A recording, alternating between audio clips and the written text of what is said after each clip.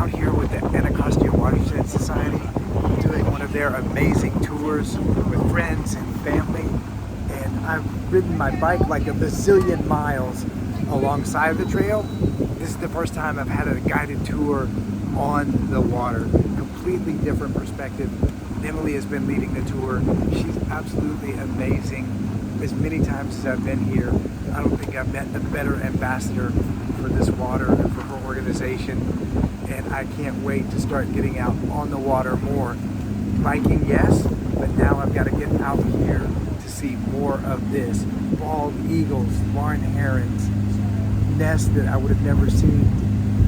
The bald eagle I would have never seen because I'm always going 20 miles an hour on the bike. Amazing. Thank you, Anacostia Watershed Society, for making this an absolute dream come true day.